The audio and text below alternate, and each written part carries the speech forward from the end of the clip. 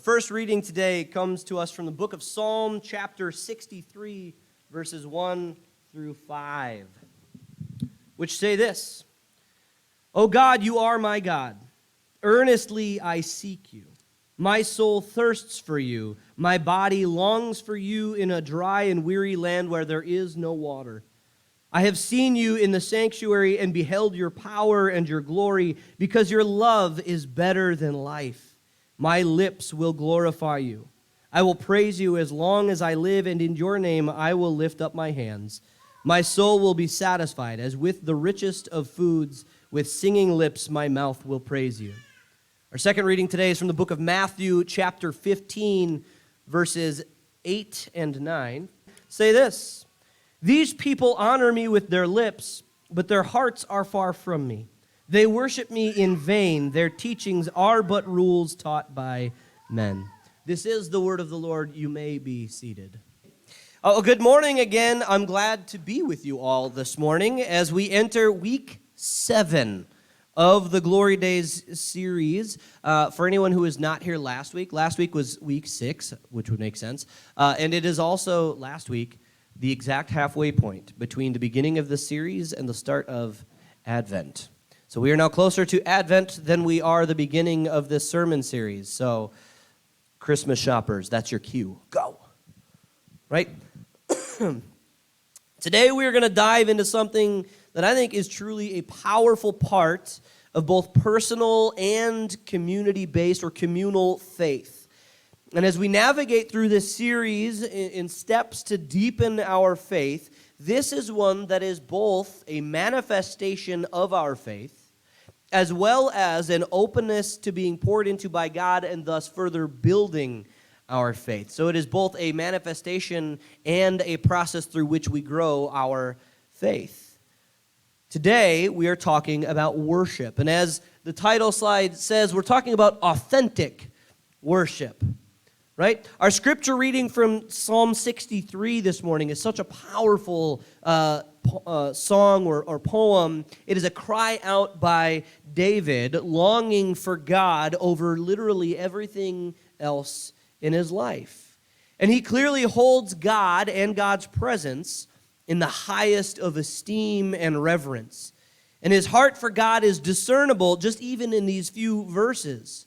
And it's such a great example of what I would call authentic worship. Now, I've preached here before on the topic of worship once or twice, but just to set the foundation for today, I want to first discuss a little bit about what worship is. After all, how can you do something authentically if you don't know what it is to begin with? So a definition of worship. I was looking through how other people, theologians, pastors, that sort of people, how they have defined this word. And I came across John Piper. John Piper is the chancellor of Bethlehem College Seminary in the cities, and he defines worship like this: the inner essence of worship is the response of the heart to the knowledge of the mind, when the mind is rightly understanding God and the heart is rightly valuing God. He speaks like a theologian, right? I think it's a fantastic definition of what worship is, but for today's purposes, maybe let's establish a more workable or simple definition of the word worship. And I would say this. I would say worship is any action at all taken out of reverence for or awe of God. Worship can literally mean anything that we do so long as it comes from a place of genuine reverence for or awe of God. I recently read a book called The Awe of God by John Bevere. And in it, Bevere talks about what it really means to fear the Lord and to have fear of the Lord, which is something that is said throughout the Bible. But I think we lack a little bit of depth in understanding what that really means in today's world. And in its simplest form, fear of the Lord is to understand just how big the God we worship is and the power that he holds and chooses to withhold out of love and grace for us. Understanding all of that and then holding him because of it in the highest of esteem and reverence in our lives.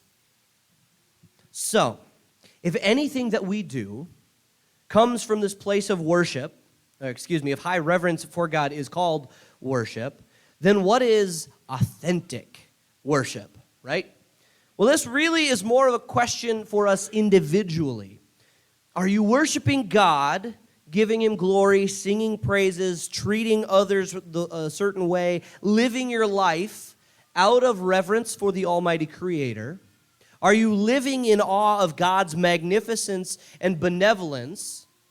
Or are you going through the motions, acting maybe a certain way on a Sunday and a certain way the rest of the week? Or maybe you're acting a certain way and simply to reap the rewards of being called a Christian and the associations that come with it. Now, I don't want to say all that just to say that we're all hypocrites and that none of our worship is authentic or real. But I say that because whether on our own, in our daily lives, or as we gather together like this morning, the question is, are we worshiping with our minds rightly understanding God and our hearts rightly valuing him, which is the essence of what John Piper is saying in his definition of worship. So the importance of authentic worship. If authentic worship is this certain heart posture of reverence and awe for God, then, well, what if I believe in God and I come to church and I sing the songs? Is that not enough? Is that not worship? Is that not authentic worship? How does someone go about worshiping in this authentic manner?